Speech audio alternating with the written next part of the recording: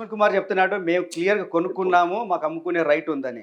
మీకు కావాలి, మీకు అభ్యంతరం లేకపోతే నేను ఇప్పుడే మీకు లైవ్లో లక్ష్మణ్ కుమార్తో మాట్లాడతాను. మాట్లాడు. ఇప్పుడు మాట్లాడమంటారా? ఇది మాట్లాడు, తప్పలేదు. లక్ష్మణ్ కుమార్తో మాట్లాడమంటారా? మాట్లాడు. ఇట్లా నీది ఎంఓయూ చూపిస్తున్నాడు సుధామ దగ్గర, నీ సైన్ కూడా ఉంది. ఆయన సైన్ ఒకసారి వెరిఫై చేయి, ఒకసారి వెరిఫై చేసి కావాలంటే లైవ్లో కూడా పెట్టు, తప్పలేదు.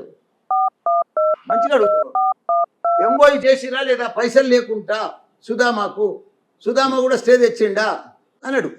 ఏమని రాస్తావు? మీకు సుధామకు మెమోరాండం ఆఫ్ అయిందా లేదా నా ఇంకోటి డాక్యుమెంట్ ఉందని చెప్పు. ఆ మెమోరాండం ఆఫ్ ఏముందంటే పైసలు లేకుండా మీకు చేసిన మీరు నాకు ఉండాలని చెప్పిండు. అది మీరు ఏమైనా డబ్బులు ఇచ్చేసుకురా, ఉట్టిగానే చేసుకురా ఎంఓయూ అని అడుగు. డబ్బులు లేకుండా ఎట్లా చేసుకున్నారు? అదే రాశాడు కాగితం, నీ ముంగట పెట్టాడు. కానీ ఎందుకు మీరు స్పాట్లోకి వెళ్ళి మీరు గొడవ చేసినప్పుడు పోలీసులు మిమ్మల్ని ఎందుకు అరెస్ట్ చేశారు?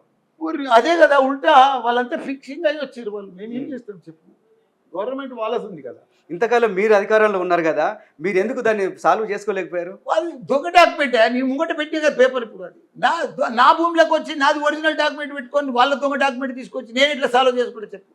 ఓకే, అది క్లియర్ కట్ చంద్రమోహన్. మీరు పోయినా కానీ 40 ఏళ్ళ కింది గోడ ఉంది, ఆడ 10 ఫీట్ల కంపౌండ్ వాల్ ఉంది, పెద్ద గేట్ ఉంది, ఎవరు పోలేరు అందులో. పక్కకు కూడా అందులో ఏమీ లేదు, ఒక పక్క రోడ్డు ఇంకో పక్క అన్ని ఇండ్లు అయిపోయినాయి, అంత బందోబస్తు ఉంది ఆడ.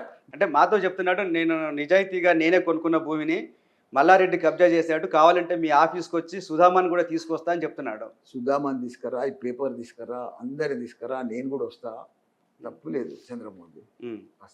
ఓకే, అంతకుముందు ఇప్పుడు ముఖ్యమంత్రిగా ఉన్న రేవంత్ రెడ్డి కూడా మీ మీద భూ కబ్జా ఆరోపణలు చేశాడు కదా? ఎప్పుడు చేయలేదు మీద చాలా చేశాడు. ఇప్పటికి కూడా యూట్యూబ్లో మీ వీడియోస్ ఉన్నాయి, ఎప్పుడు చేయలే. మీ మీద చాలా ఆరోపణలు చేశారు. ఎప్పుడు ఆయన నా మీద ఆరోపణలు చేయలేదు. మల్లారెడ్డి అధికారాన్ని అడ్డు పెట్టుకొని అక్రమాలకు పాల్పడుతున్నాడని ప్రధాన ఆరోపణ. ఒకటి చంద్రమోహన్, నీకు ఒకటి క్లియర్గా చెప్తా నీ ద్వారా అందరికి. మల్లారెడ్డి ఎప్పుడు అధికారం అడ్డు పెట్టుకొని చేయలేదు. మల్లారెడ్డి ప్రజలకు సేవ చేసిండు. మల్లారెడ్డి ప్రజల మనిషి. మల్లారెడ్డి ఏదో ఆస్తికో దానికో డబ్బులకో కకృతి పడే మనిషి కాదు. మల్లారెడ్డి రాజకీయంలో రాకముందుకే నాకు విద్యా సంస్థలు ఉన్నాయి. నా అదృష్టం, మా పిల్లలు కూడా బాగా కష్టపడతారు. మేము అన్నీ కూడా విద్యా సంస్థలతోటే మేము గొప్ప పేరు రావాలి, గొప్ప పేరు చేయాలి, మంచి విద్యావంతులను తయారు చేయాలని మా తపన, మా ఆలోచన. కానీ మాకు ఈ రాజకీయంలోకి రావాలి, మేము ఇది కబ్జా పెట్టాలి, మాకు అవసరం కూడా లేదు. మా భూమి, మా ఆస్తులు ఒక 1000 ఏళ్ళ దాకా తరగదు మాది. పిల్లలు మన్మనాలు తినేదాకా కూడా ఉడవయి. మాకు అంత ఆస్తి ఉంది. మాకేం అవసరం చంద్రబాబు? ఎంత ఆస్తి ఉంటుంది మల్లారెడ్డి గారు? నాకే లెక్కలేదు, నీకేం చెప్పాలి నేను. కానీ మీరు పాలమ్మినా పూలమ్మినా అనేది మీ పాపులర్ డైలాగ్. నిజంగా పాలు పూలు అమ్మి ఇట్లా 1000 కోట్ల ఆస్తి సంపాదించడం సాధ్యమేనా? ఇంకేమి మీరు ఇల్లీగల్ ఏమి చేయలేదా? ఒకటి స్టూడెంట్స్కి కానీ పేరెంట్స్కి కానీ నా ఓరియంటేషన్ క్లాస్లో కానీ నేను ఓపెన్గా చెప్తా. నేను చిన్నప్పుడు 72 నుంచి 81 దాకా పాలమ్మిన, 81 నుంచి 90 దాకా బోర్వెల్ నడిపించిన, 93 నుంచి 2000 దాకా పూలమ్మిన. పెద్ద 100 ఎకరాల గులాబీ తోట ఉండే నాకు. ఓకే, 100 ఎకరాలు గులాబీ తోట. అట్లా తర్వాత చిట్టీలు చేసిన. ఎక్కడ ఉండే? సిటీలోనేనా? ఇండే ఇప్పుడు కాలేజీ ఏదైతుందో అదే, ఇంజనీరింగ్ కాలేజ్ ఏదైతుందో అదే గులాబీ తోట. అది 2002లో ఇంజనీరింగ్ కాలేజ్ పెట్టా, దాని తర్వాత మెడికల్ కాలేజీలు పెట్టా. అట్లా దాంతో డెవలప్ అయినా. కానీ దాని తర్వాత 2014లో ఎంపీ అయినా. భగవంతుడు అట్లా ఆశీర్వాదం ఇచ్చిండే. నేను ప్రయత్నం చేస్తా పోయినా భగవంతుని మంచిగా. ఎప్పుడే కానీ సక్సెస్ కావాలంటే మనిషికి 4 సూత్రాలు నీకు కూడా చెప్తున్నా చంద్రమౌళి. మంచి రెస్పెక్ట్తో ఉండాలి, డిసిప్లిన్తో ఉండాలి, హార్డ్ వర్క్ చేయాలి, ప్లానింగ్తో ఉండాలి, ప్రతి ఒక్కరిని కూడా గౌరవించుకోవాలి. అప్పుడే మనిషి గొప్పోడు అవుతాడు. ఏ పని చేస్తే భగవంతుడు కూడా ఆశీర్వాదం ఉంటుంది. నువ్వు క్రిమినల్ బుద్ధి పెట్టుకొని, క్రిమినల్ మైండ్ పెట్టుకొని, క్రిమినల్ ఆలోచనలు పెట్టుకొని క్రిమినల్ పనులు చేద్దామంటే నువ్వు గొప్పోడు కావు. కానీ ఎందుకు మీ మీద ఇన్ని ఆరోపణలు? మీ మీద ఎందుకు ఇన్ని? ఒక్క ఆరోపణ లేదు. నా అంత ఫేమస్ ఎవరున్నారు చెప్పు? ఆరోపణలు ఉంటే ఫేమస్ అవుతారా? మీరు ఫేమస్ అయింది ఆరోపణలతో కాదు, మంచితనంతో క్లియర్గా మాట్లాడతాడు. ఓపెన్ హార్ట్, మనసులో ఏం పెట్టుకోడు, కపటం లేని మహారాజు. అట్లా వచ్చింది నాకు ఫేమస్. మల్లారెడ్డి కాంగ్రెస్ పార్టీలో ఎప్పుడు చేరుతున్నారు?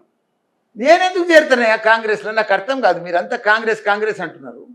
నేను కాంగ్రెస్లో చేరా, ఈ బీజేపీలో చేరా, నేను ఉంటా బీఆర్ఎస్లోనే. కానీ మీ పాత సహచరులు, టీడీపీలో ఉన్న మీ సహచరులు తుమ్మల కావచ్చు, కడియం కావచ్చు, రేవూరి ప్రకాష్ రెడ్డి, వీళ్ళంతా ఇప్పుడు కాంగ్రెస్లో ఉన్నారు కదా, మిమ్మల్ని ఎవరు రమ్మని అడగలేదా?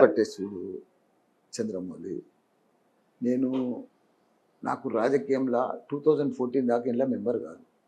ఏ పార్టీ కూడా నేను మెంబర్ కాదు. అంతకుముందే మీరు ఎంపీ నేను అయ్యారు చెప్తా, కదా. అందుకే చెప్తున్నా 14 కంటే చెప్తున్నా, నేను అదే చెప్తున్నా. ఉమ్. 2014లో నేను మార్చ్ 19 నాడు టీడీపీలో జాయిన్ అయినా. నాకు ఎంపీ ఇచ్చిండ్రు మా చంద్రబాబు నాయుడు, నేను గెలిచిన. దాని తర్వాత అప్పుడు బీజేపీ టీడీపీ అలయన్స్. దాని తర్వాత నేను 2 ఏళ్ళు ఎన్డీఏలో ఉన్నా. దాని తర్వాత బీఆర్ఎస్లోకి వచ్చిన. ఇప్పుడు నేను మాకు మంచిగా ఎమ్మెల్యే ఇచ్చిండు, మంత్రి ఇచ్చిండు. ఇంకా నాకేం కావాలి, మళ్ళీ ఎమ్మెల్యే అయినా. నాకు ఎందుకు ఇంకా ఆ పార్టీ మారు ఈ పార్టీ మారు ఎందుకు? ఇప్పుడు నేను ఎమ్మెల్యేని కదా, నాకేం పవర్ తక్కువ ఉంది? అధికారం లేదు కదా. అధికారం ఉంటే ఏం అవసరం ఏముంది? నేను ఎమ్మెల్యేని కదా, నాకు అధికారం కావాలన్నా?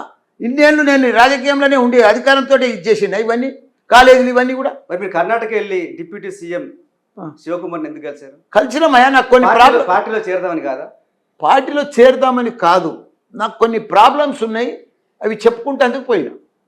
తప్ప అంటే పార్టీ ఇప్పుడు దీంట్లో కూడా సీఎంని అపాయింట్మెంట్ అడిగిన, దీంట్లో కూడా సీఎంని అపాయింట్మెంట్ అడిగిన. ఇది ల్యాండ్ ఇష్యూలో, ఈ ఇష్యూలో ఇవాళనో రేపు వస్తుంది. నిన్న బిజీ ఉన్నాను రాలేదు, ఇవాళ వస్తుంది, ఇవాళనో రేపు ఇస్తా అన్నాడు. పోతా, కలుస్తా, చెప్తా, ఇవన్నీ ప్రజెంట్ చేస్తా. తప్పేముంది? తప్పు చేయొద్దా? అడగొద్దా? అసలైన తొలి వెలుగు.